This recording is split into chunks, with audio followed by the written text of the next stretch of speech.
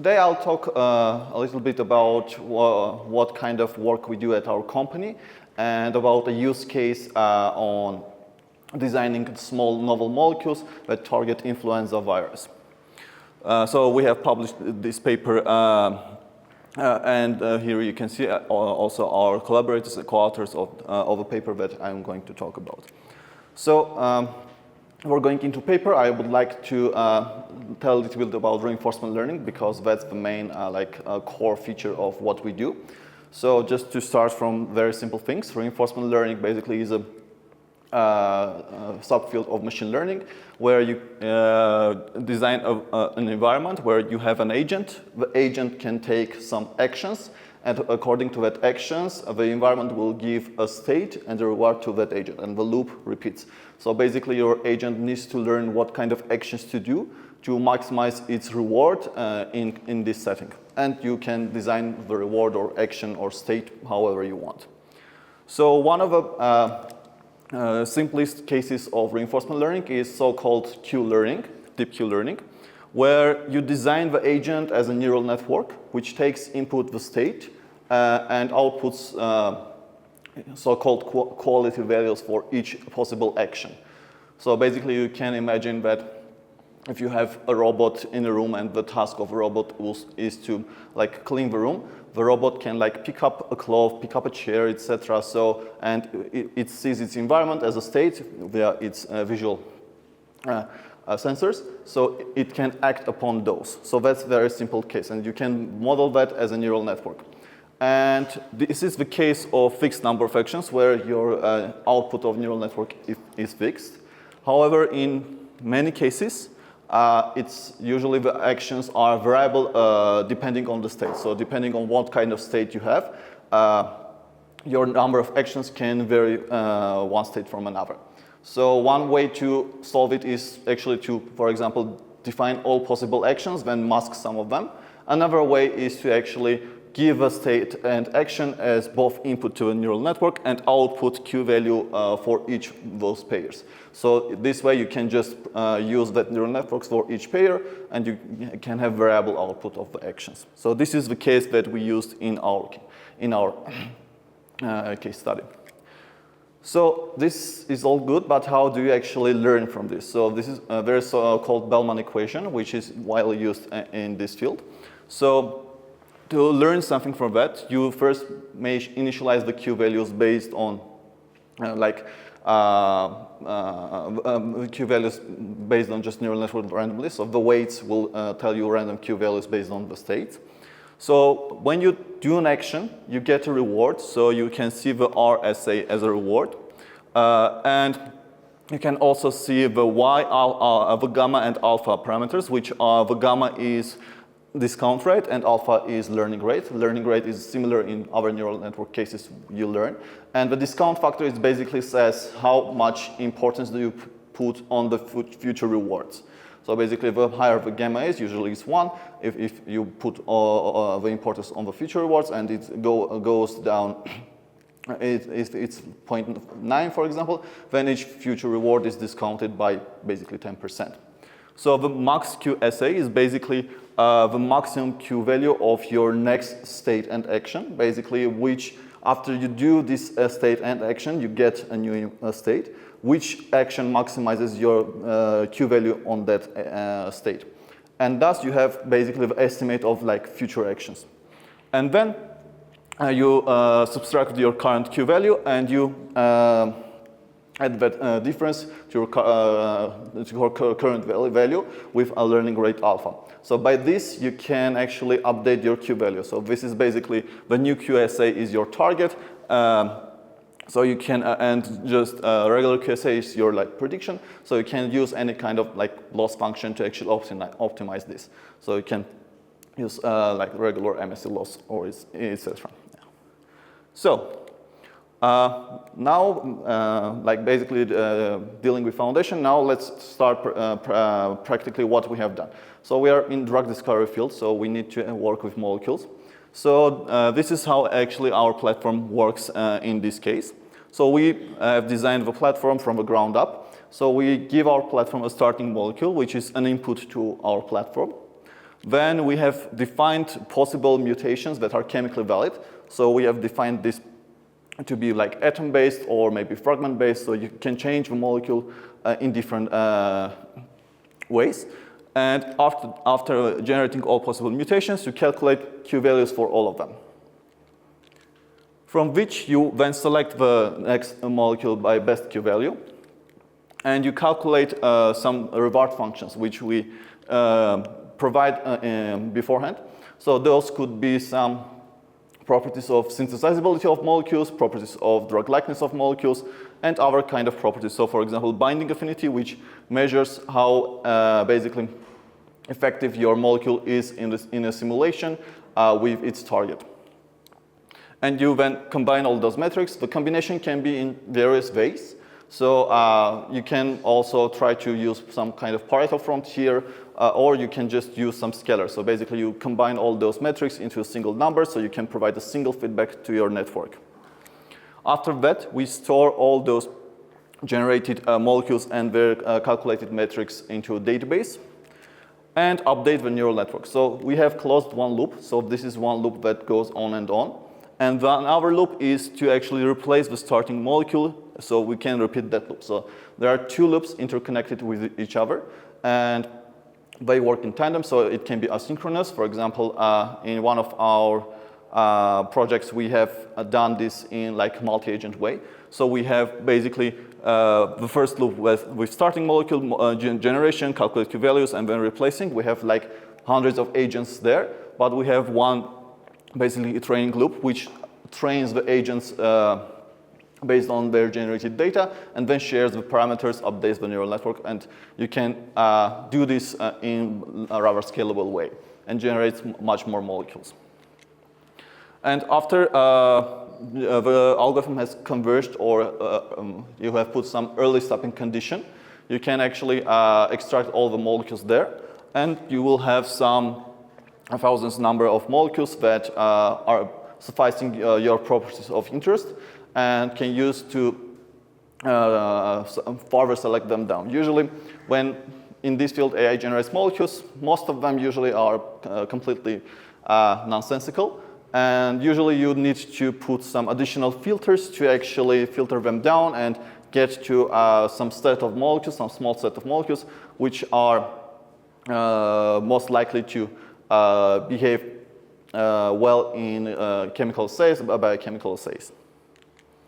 So, and a little bit about what kind of tricks we have done, because truth to be said, deep Q learning is basically nothing if you don't put a lot of like tricks. It's mostly like trying to understand what kind of engineering tricks you need to apply to actually get your wanted result. So, for example, double Q learning is like basically a good old trick that decouples action selection and Q value estimation from each other. So basically it does, let's go back to this slide. So basically when you select the maximum Q assay, you can actually select the maximum value by another Q function and calculate the actual Q values by another function. So basically double Q value has the benefit of reducing over-optimism of Q values. So another trick that we did is so-called Polyak update, which uses so-called target network to actually update. So when you update Q value from each sample, so from single sample, your target starts to drift. So basically, you generate data according to your new Q value, and you also update your Q value according to that. So it can go to very, very different directions. So usually what people do, they usually fix the Q value network at first, then generate some kind of data, then they update those, and then they put so-called target network into there. So Polyak update usually does this by smoothing out the target update. So you don't just put like the target update like once 100 episodes, but you smooth out it like in a linear fashion. You multiply them weights by alpha and then replace them. Bootstrap Q learning just basically uses bootstrapping and has many kind of estimates of Q-value network. And there is also pretty widely used technique. Decaying epsilon is basically in reinforcement learning, you basically have this kind of dichotomy, what you have to explore or to exploit. So basically, if you want to generate good things, you generally have to exploit your learn function to actually do good things. But however, your learn function is not perfect, so you need to actually start from exploring and then go to exploiting. So basically, you need to do some random actions to actually gather data and learn from there, and then start to exploit that function. And decaying epsilon basically means that you start from very, very high exploration rate, then you go down in your exploration rate during your training process, and at the end you do more exploitation than more exploration. Change of a starting molecule. So this is a change that I haven't seen in the literature, so this was done by us. So you change the starting molecule from for each episode for each 100 episodes. So basically, when we said that we are starting molecule here, you can see it's the starting molecule. You can do like 30 steps, generate some 30 variants, then you have to go back to the same starting molecule. So to alleviate the restriction of this, we generally try to pick out best molecules from 100 episodes that we have learned, and then pick one of them and just put it into a starting molecule and then continue the generation. So this gives the effect that your steps are not like 30 steps to actually modify the molecules, but much more when you consider the whole training phase. Prioritized experience replay, which is also a widely used technique, which uses loss function to actually weight which updates are more important to your neural network. So when you sample from the database to actually update your neural networks, you actually weigh them with your loss function. So how much your loss, how different is loss from the real Q value, not real, but the estimated Q value, then it's weighted much more in your updates. And maximum Q reward, which is fairly new, not fairly new, but not very much used concept. I've seen a couple of papers using it. So basically, when you want to maximize your reward, you usually maximize your cumulative future reward. And that's fine in many cases. However, in molecular generation task, we usually care for properties of one molecule in batch, not the whole trajectory.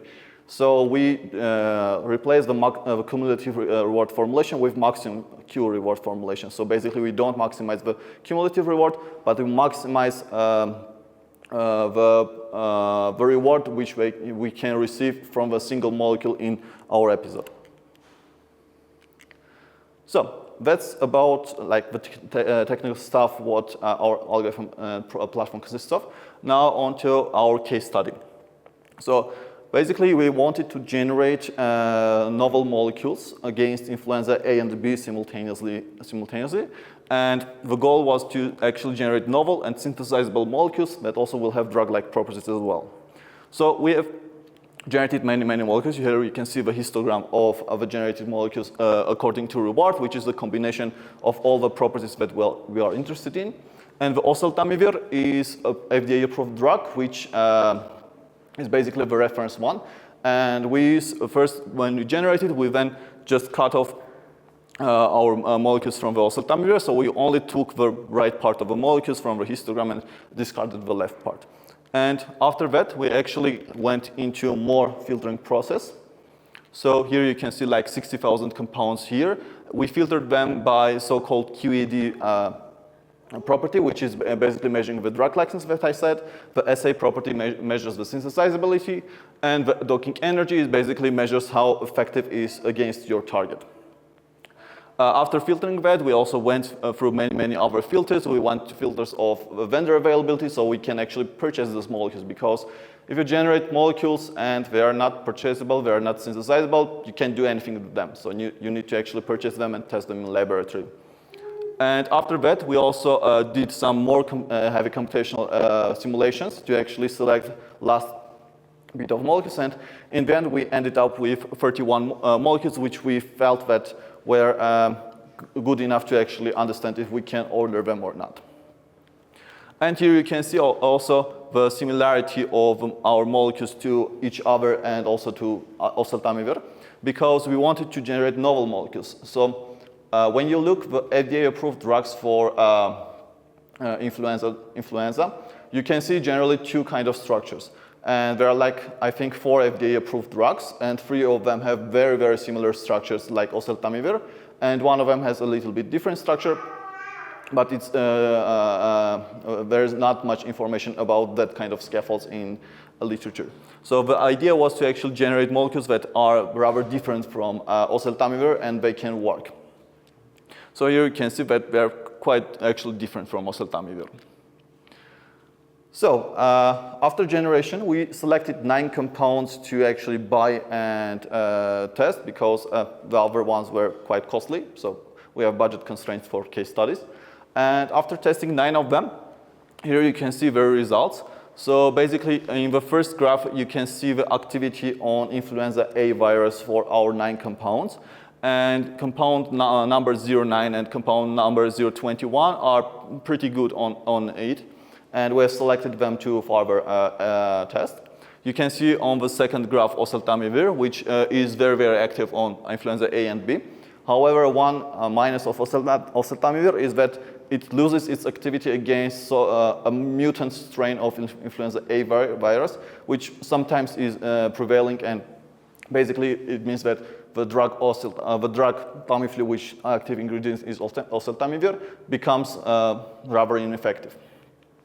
So for that reason, we also tested our molecules against influenza B and also the mutant strain. And you can see that they both demonstrated quite moderate activity against those, and much better activity, of course, than oseltamivir against mutant strain, not so much in the A and B. However, as they are pretty novel structures, we haven't seen such structures tested against influenza. We felt confident that they could really be valuable. So, and that was in vitro studies, so basically in lab experiments. We also did in vivo studies, so basically studies on mice. We took those 2 compounds and tested on mice infected with influenza A and B. And here you can see the results. So basically, when we infected with 009, it provided some kind of activity, but not as strong as 021. So 021 nearly has the oseltamivir activity. The one exception is that we have much higher dosage of our compound. So oseltamivir is much effective in lower doses, while ours is similarly effective in higher doses. So that might arise some questions, of course, for toxicity. However, we also measured the toxicity, and it seems that the mice behaved quite well. And here you can see also the viral load on each of the compounds. So they reduce the viral load basically in similar manner. So the mice survived quite well and behaved quite well in our test. So this actually was my presentation, our case study. And I think I've finished early. Then there will be much more time for questions, actually. Thank you, very interesting talk. How does your hit rate on your generated molecules compare to classical drug screening? You said you started with like 61,000 compounds that you generated that you filtered down. The hit rate of 2 that you tested in the lab, or how would it compare to what the traditional medicinal chemist would do with classic screening of databases, selecting compounds, mutating them? So in this case, it's the same. We tested only 9 molecules, so the sample size is quite low. However, if you look at this, so 2 molecules behaved close to for A and B close to 10 micromolar range. 2 other molecules express about 60 micromolar, which is very low activity, and the other ones didn't. So we can say that maybe 2 out of 9 were active in this case.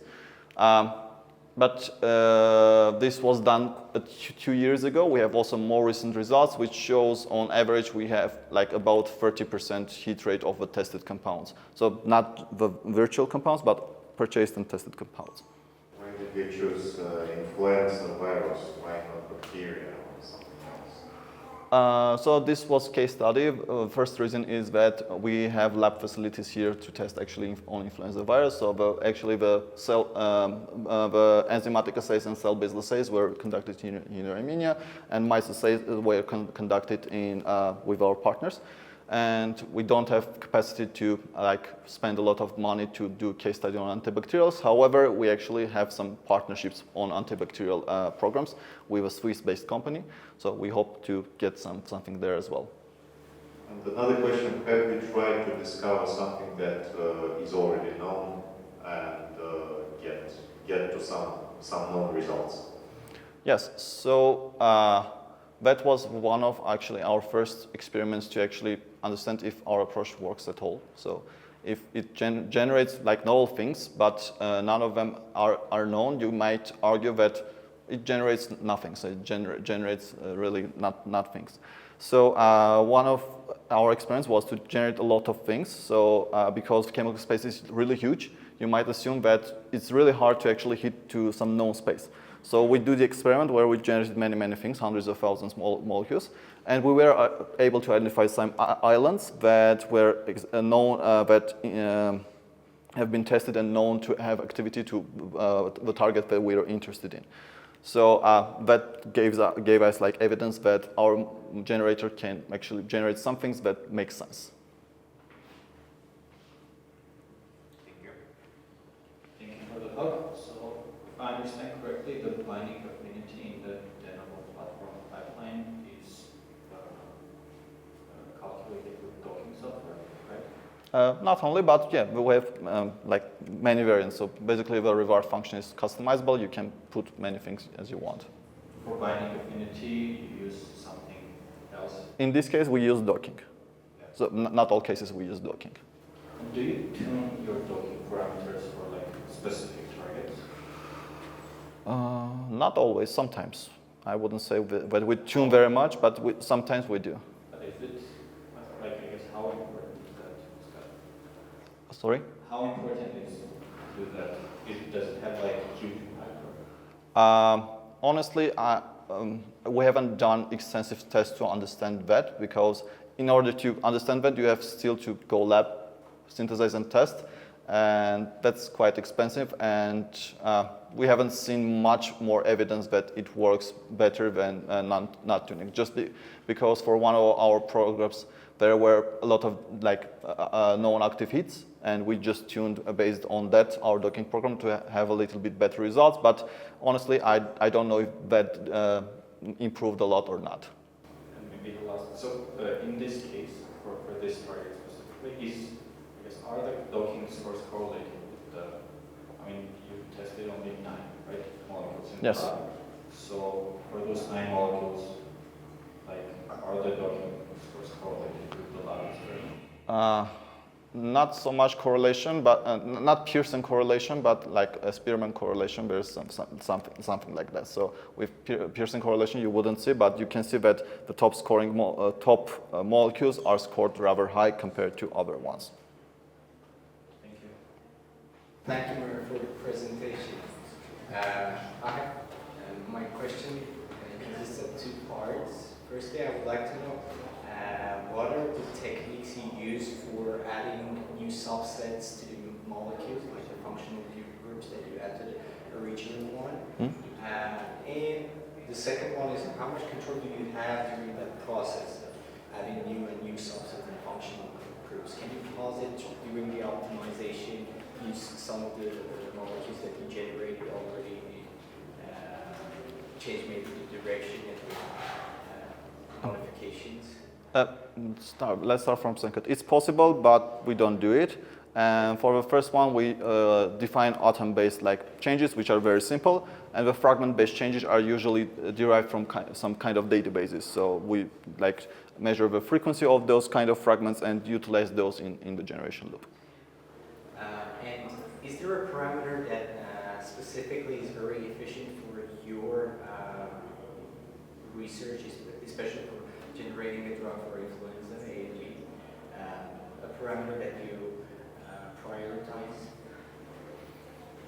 doing the optimization process? I would guess one of the things that I haven't talked about is something called we call amino acid distance. So we did like a study and studied currently active like compounds and understood which kind of amino acids are actually important for providing some kind of affinity.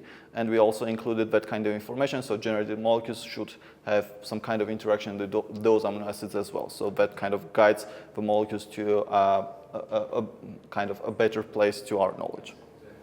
And when you said you currently don't use the method to pause it during the new molecule generation, may I ask why is it inefficient? Or We just haven't done that kind of experiment. We haven't just measured efficiency or other thing. We just haven't done it. okay, thank you very much. How did you take the 9 samples out of the 31 weeks that you had, and how similar were they to the FDA-approved drugs? Yeah, all 31 were not similar. The main criteria that we picked 9 just they were comparatively cheaper to make. Just that. So you may have better options. Yes. And you still don't know what. Yeah, because this is just for a case study. It's not a full-fledged project. Okay, that's all that time we have, so please give a round of applause to Mher.